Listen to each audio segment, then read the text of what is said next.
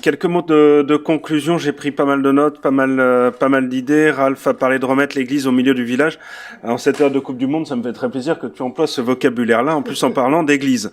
Mais en même temps, remettre l'église au milieu du village, c'est reparler de faire citer, refaire citer la richesse de la mixité citoyenne, la mixité sociale. Peut-être ce que nous prive aussi le logement, le meublé de tourisme.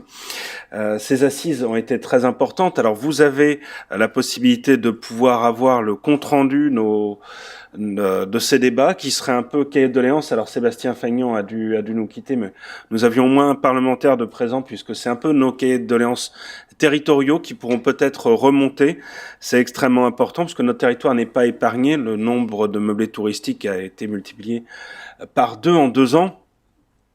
On sait que le meublé de tourisme est un marqueur évident d'une des crises actuelles, la crise du logement. On a plusieurs urgences, plusieurs urgences sociales, le logement, la santé, l'alimentation. Nous étions là pour le logement aujourd'hui, c'est quelque chose à résoudre d'une manière extrêmement urgente. On a vu des crises éclater il y a quelques années. Le logement pourra réellement en être une. Il a été émis l'idée d'établir des diagnostics territoriaux pour pouvoir adapter, équilibrer, établir une stratégie de territoire, éviter ces logements qui vont phagocyter complètement l'habitat permanent. Nous ne sommes pas contre le tourisme reste une industrie avec des emplois qualifiés, des compétences. Nous ne sommes pas du tout contre le tourisme populaire, puisque le meublé touristique aussi est une réponse dans certains territoires à des prix d'hôtellerie qui peuvent être élevés. Donc il faut conserver la mixité, mais avec une question, c'est d'abord la priorité à l'habitat permanent et aux habitants, pour répondre aussi à leurs besoins, et avant tout à leurs besoins. Un garde-fou législatif nécessaire, on a entendu Sébastien Fagnon nous parler de ça, pour doter les collectivités d'outils efficaces. On entendait parler aussi d'une mode de spéculation.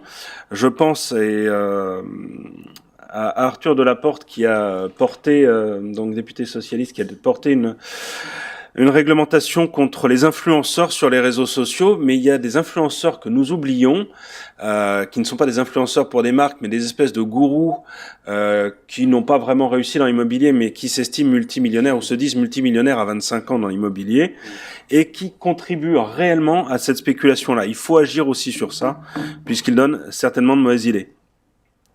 Il y a des mécanismes qui existent. On a peu parlé de la compensation quand on multiplie le nombre de meublés touristiques. La compensation, c'est un outil, un véhicule qui peut être utilisé, qui pourrait être utilisé pour réhabiliter de l'existant non utilisé. On a de l'existant qui n'est pas utilisé, du logement qui est clairement abandonné. Utiliser la fiscalité sur les statuts du loueur, donc être peut-être moins incitatif sur d'autres ou pénalisant même. Réduire, on pourrait envisager aussi lors des opérations de vente, réduire les droits de mutation quand un acquéreur s'engage à utiliser le bien en tant que résidence principale pendant une durée minimale. C'est ce qu'on a dans les zones de revitalisation rurale. La FNIM parle un petit peu en ce moment de la création d'un statut de bailleur privé. Pourquoi pas? Et à ce moment-là, que ce soit un statut incitatif pour le loueur d'habitat permanent. Et puis quelques mots de conclusion. Alors ça fait un peu discours politique là, mais l'État il a vraiment un devoir envers la nation, c'est-à-dire envers nous tous, c'est de garantir le logement. Et ça fait partie de ses premiers droits, hein, avec la santé, l'éducation, l'alimentation. On avait un président de la République qui nous a dit il y a quelques années qu'il n'y aurait plus de SDF. On attend encore.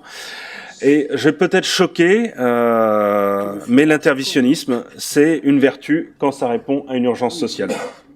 Merci, voilà. Je termine à 16h01. Bravo, bravo.